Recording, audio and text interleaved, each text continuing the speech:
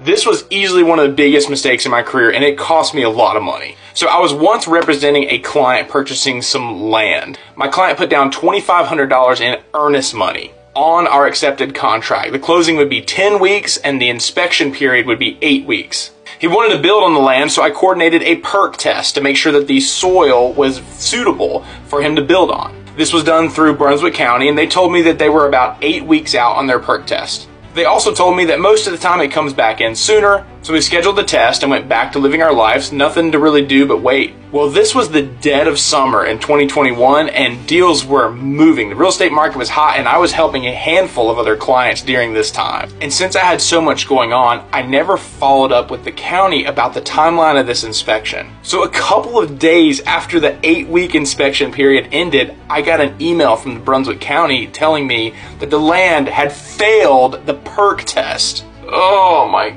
God.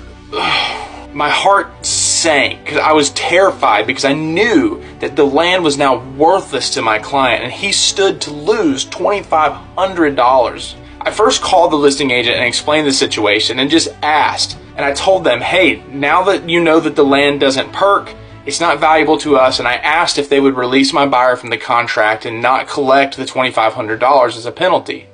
But the seller was not sensitive to that, and they planned to collect the earnest money that is due on the sales contract. Guys, this was a huge mistake by me. I failed to advise my client properly. I failed to ensure that the test was done in an appropriate amount of time and that my buyer wasn't at risk of losing money over this. So what I decided to do was call my buyer, tell him the truth. I told him that I should have seen this coming and that it was my responsibility that we missed this deadline. And what I decided to do was to personally reimburse him out of my funds the $2,500 that he was going to lose on this contract, which was about half of all the money that I had at the time. We terminated the contract and I wrote him a check. And one of the worst parts was the lot was only about $30,000 and I was only ever going to make about $700 for this whole deal anyways. I not only didn't get paid, but I had to pay $2,500 out. But at the end of the day, I knew it was the right thing to do, and I couldn't go to sleep at night knowing that my client was going to be out $2,500 because of my negligence. And after my client received that check, he called me and told me that that was one of the most high integrity things that he had seen. And he told me that he would not only do business with me in the future, but that he would send every single person that he could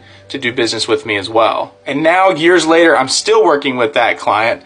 He's referred me multiple people, and you better believe I have never missed a deadline since.